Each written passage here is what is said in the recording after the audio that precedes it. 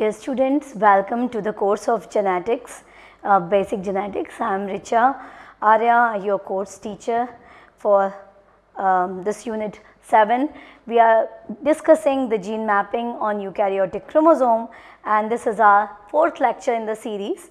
And in this class, we are going to talk about the concept of interference and coincidence, and we'll solve one numerical, and so that you can understand how these problems can be handled.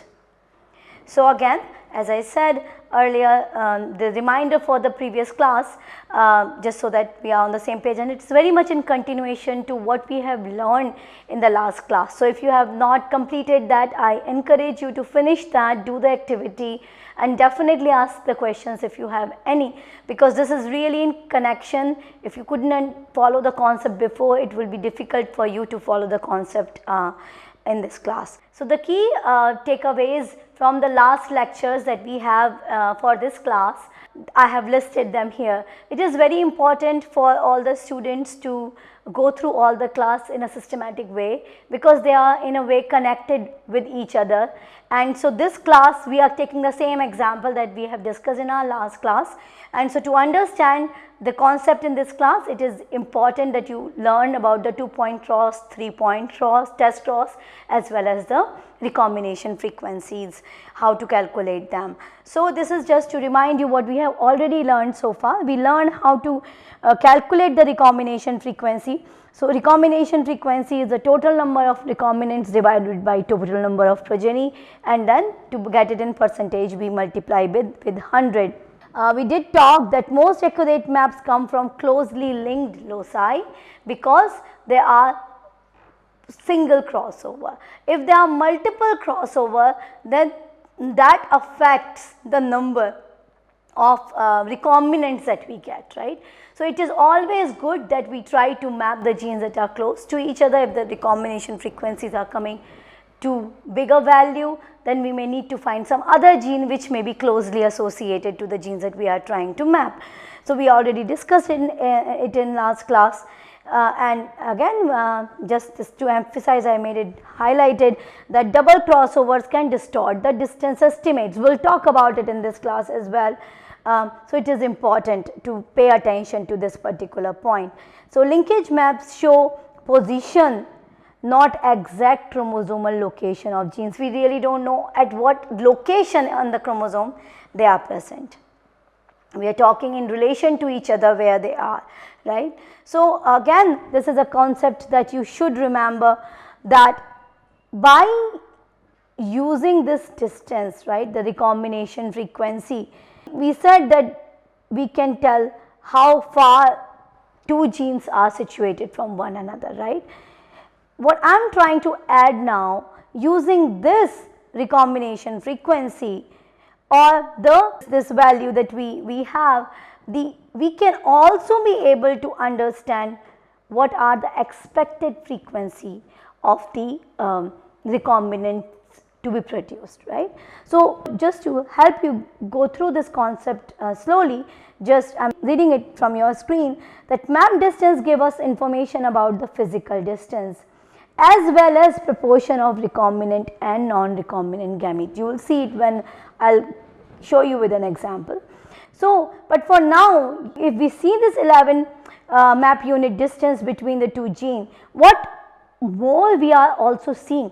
We are seeing that 11% of gamete produced by the heterozygous fly at these two loci will be recombinant. We can say that too, right, that out of 100, 11 will be recombinant if we have the heterozygous pair of genes. So this is really important, because this will eventually help us calculate the expected recombinants, right. One is the observed recombinant, another is the expected recombinant. So this is going to help us calculate the expected recombinant class. So theoretically, we should be able to calculate proportion of double recombinant gamete by using multiplication rule of the probability. Let us see how.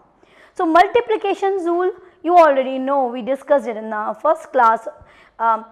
where we were discussing about Mendel and the probability rules, we showed that probability of two independent events happening together is the product of their individual probability, right. So, two individual events mean, in this case, what are the two individual events? Two individual events in this case are two crossovers, right.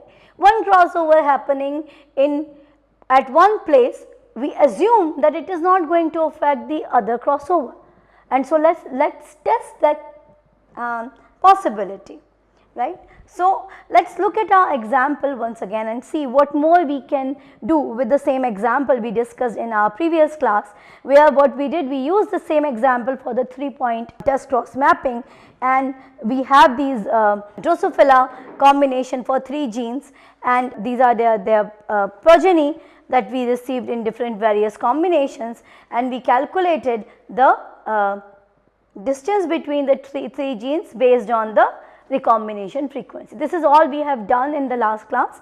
So, just in case if you do not remember how we did it, I request you to go back and check out in that class. So, using that data, this data that you already learned how to calculate, can we tell what is the possibility of double recombinant event between VCV? So, currently what are the double recombinants?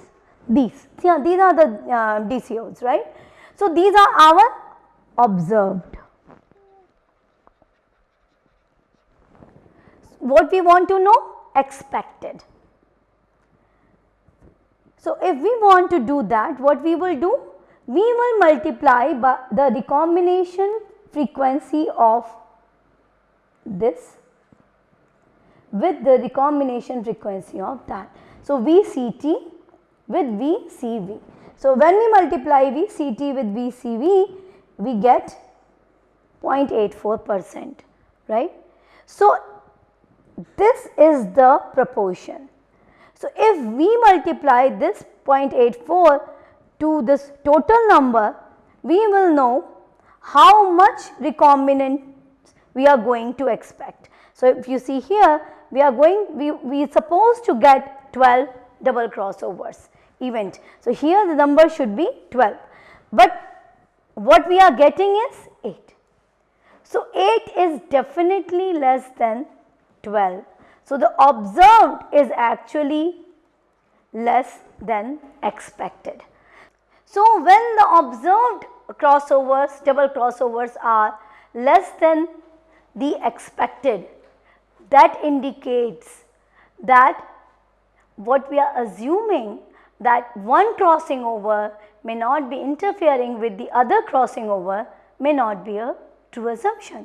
So, you see, the assumption we were taking was that each crossover event is independent and that the occurrence of one crossover does not influence the occurrence of another. However, we clearly see that is not happening, which indicate that one crossover do not allow the other crossover to happen in its vicinity, or maybe discourage. If we do not want to use a very strong word that it will allow or do not allow, but we can say that it is discouraging. It is not really, allowing, giving it a free pass, right. So, because of that, we are expected and observed frequency are varying. So, that is why, remember, I told you, do not forget this one point, that when we are calculating the gene distance, we should have the genes that are far apart. So, that if they are far apart on the chromosome, then they will be independently assorted, but to get a clear close distance, we need to select the genes that are close to each other. If they are too far, then there will be more than one crossing over, and then it will affect the real number distance between the two genes. So, that is why it is important that when we are mapping two genes, they should be close to each other. So, now by using this information, what more we can learn? We can understand how much the recombinants we are actually seeing. So, that we calculate by calculating the interference and coefficient of coincidence. So, the degree to which one crossover interferes with the other crossover in the same region is termed as interference, And to calculate interference, we first calculate the coefficient of coincidence. So, double recombinant classes can be used to address this kind of question, and the coefficient of coincidence is number of observed double crossovers divided by number of expected crossovers. So, number of observed were 8 and then expected were 12, right, 12, and interference is equal to 1 minus 8 by 12. That is how we calculate the interference and coefficient of coincidence. So, you can see this is the same example, and then the 8 by 12 is 0.33 is our coefficient of coincidence. And so, when we do this double crossover expected, yeah, so 33% the double cross, it indicates that we are only seeing 33% of double crossovers, right. We are doing the minus of this from 1, which is coming to the figure of 0.67. It is showing that 60% of double crossover progeny that we were expecting will not be observed, right. So, these are the one that we are not seeing, we are only seeing 33%. So, there are two different ways of saying one thing, that 33% is what we are seeing. We are doing the minus when we are reducing this figure from 1, then we are getting the percentage that we are not seeing. So, with that we are coming to this last concept, as I said, how this 50% recombination frequency is important and why these double crossovers are affecting the distance calculation between the two genes is this graph. If you pay attention, this particular graph is showing you measured map distance at one axis and actual map distance at another axis, and what you are seeing that initially the curve goes bit linear, but then it flattens when it reaches 50, right. So, measured map distance cannot go beyond 50. You can clearly see that 1 by 2, 1 by 2, 50, 50, above 50 you cannot get any number. That is why you need to have the genes that are close to each other, and they are so close that you have minimum number of double crossovers. So, single crossovers will give you the cleanest data, may not be always possible, but to help solve this problem, this kind of mathematical function has been created where you can plot the actual map distance and measured map distance to understand how far the genes are on a chromosome. So, see, in this direction the scale is exceeding, going above 100, but at the measured map distance it is only 50. So, due to interference, the recombination frequency is not linearly proportional to the physical distance, especially when genes are far apart, already mentioned. Mapping function is used to correct for the underestimation of map distances due to multiple crossovers. So, theoretically it shows that the measured map distance will never exceed 50 map unit in any one cross. It allows converting a measured map distance into a more accurate ones. So, two methods, we are not going to go into the detail of the methods because they are more advanced topics, but for you should know that there are two methods to calculate the mapping function. One is Haldane method that assumes no interference, and Cauchamby mapping function which accounts for the interference. So, you will see if you see advanced books of genetics, you will see that there are different graphs, right. These map function graphs, they also show different curvatures, but I mean, do not think that it cannot go beyond 50%. Maybe I shouldn't be making it like that, but maybe like that or something like that. But it is this is something like this. It is a complicated method, it is not much in use anymore, but it is good for you because it has very important historical importance and understanding the gene arrangement on the chromosome and gene in connection to each other. So, now let us just solve this one practical problem. In Drosophila 3-point S cross, which involves A, B and C genes, the following number of progeny are obtained. So no crossover progeny were 400, single crossover for A and B are 100, for B and C are 120, for double crossovers were 20. So they are asking you to calculate the expected number of double crossover, expected, given already, they have already given the double crossover number to you. So you already know what is the total number of progeny, just sum it up, it is coming as 640, right. And recombination frequency, well, they have already given you, you do not need to calculate by summing all the recombination frequencies, they have already given you recombination frequency for A and B. What you need to do is you just use the frequency and divide by total number, you have the recombination frequency for A and B, same way B and C. And when you have A, B and B and C recombination frequency and you want to calculate the expected number of double crossover, then what you would do is you will multiply these two recombination frequencies, right.